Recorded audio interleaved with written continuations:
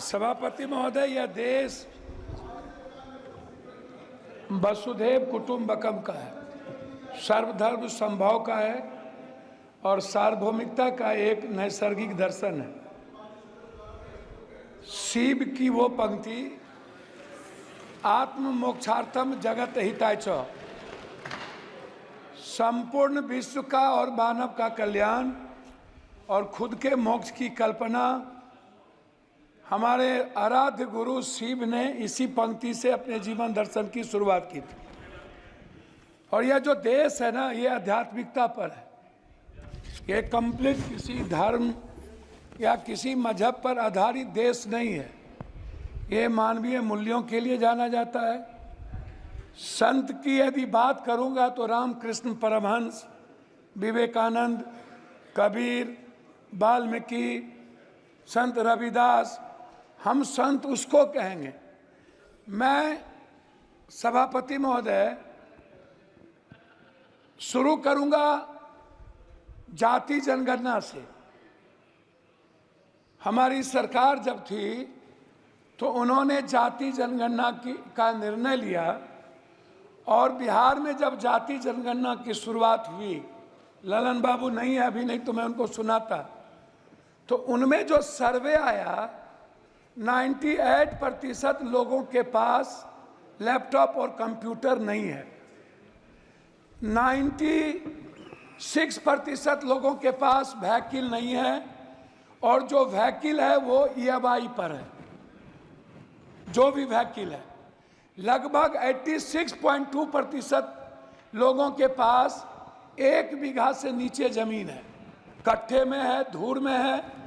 9.2% लोग हैं जिसके पास कुछ भी जमीन नहीं है।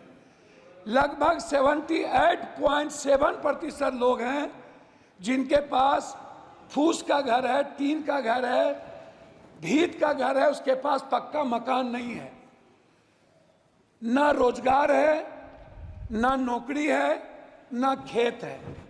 मजदूरी 280 रुपया, और वह भी 20 दिन से ज्यादा नहीं।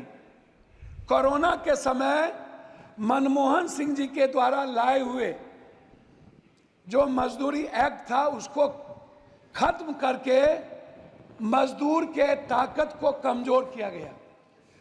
400 रुपया प्रत्येक दिन। बहस पहले भी हो चुकी थी कि मनरेगा छोड़ दीजिए, मनरेगा का तो बजट घटा दी गई। मेरा सवाल सीधा था कि प्रधानमंत्री जी आपके यशस्वी हैं, वर्ड इनको फॉलो करते हैं, तो फिर कांग्रेस चालीसा और नेहरू, इंदिरा और राहुल चालीसा बंद करिए ना और अपने प्रति ईमानदार बनिए ना। मेरा आप तो प्रधानमंत्री जी और बीजेपी को राम पर भरोसा नहीं रहा, उनको बीजेपी वाले को प्रधानमंत्री जी पर भरोसा नहीं रहा। इन लोगों ने गठबंधन की राजनीति की और जब गठबंधन के राजनीति पर भी भरोसा नहीं रहा तो प्रधानमंत्री जी ने जेवर, भैंस, बैल से लेकर मुजरा तक की बात पूरे चुनाव में एक बार भी हिंदुस्तान के संविधान की, हिंदुस्तान के गरीबों की, वर्ल्ड के सबसे ज्यादा गरीब देश, पर कैपिटा इनकम 6000 रुपया, उससे ज्यादा हिंदुस्तान में लगभग 87% लोगों का जो IFA है वो है पर कैपिटा 6000। और लगभग जो महंगाई का कारण है उसमें दलित, आदिवासी, अत्यंत पिछड़ा, जो समाज के सबसे कमजोर तबके के लोग हैं, उसमें मैं आपको बता दूं कि उनके थाली में 160 रुपया वाला दाल नहीं है, 120 रुपया वाली सब्जी नहीं है। प्रधानमंत्री जी यदि इतने सशक्त हैं तो मैं यह जरूर जानना चाहूंगा कि 84 करोड़ लोगों को 5 किलो अरवा चावल आज भी टैक्स के पैसे से क्यों देना पड़ता है? मैं सर मैं जो बोलने अब ये 7-8 मिनट 6 बार के मेरा रिक्वेस्ट है, मैं उस पर कहना चाहूंगा, मेरा रिक्वेस्ट है, जाति जनगणना पूरे देश में डबल इंजन की सरकार है। यदि आप ओबीसी से नफरत मत करिए, दलितों से आप दूर मत होइए। मेरा रिक्वेस्ट है, बिहार का विशेष राज किसी भी परिस्थिति में, जो आपने पहली बार गांधी मैदान में कही थी और आरा की सभा में कही थी कि हम बिहार को अपना बनाएंगे, अब मेरा है, और बिहार को हर परिस्थिति में विशेष राज्य का दर्जा देंगे और विशेष पैकेज देंगे मिथिला, कोसी, सीमांचल और मगध को, हाई डैम के लिए, वहां के मक्का और मखान पर आधारित किसान के लिए, उस इलाके से बाढ़ की मुक्ति के लिए, उस इलाके के इंफ्रास्ट्रक्चर के लिए।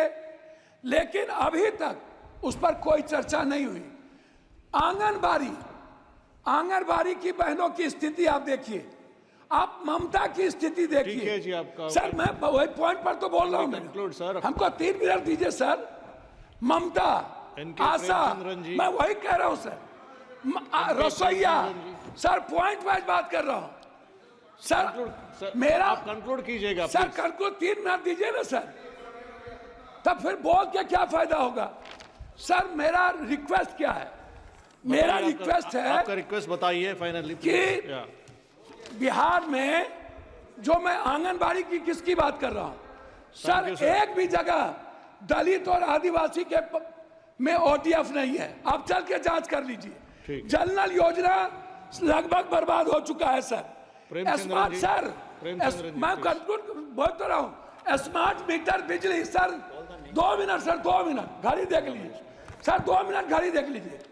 स्मार्ट मीटर बिजली sir, 1 nation 1 education, 1 nation 1 health and 1 nation 1 sir हमारी बात तो हो जाए सर। सहारा इंडिया के जो वर्कर, सहारा इंडिया के जो ग्राहक सर, उसका Thank you.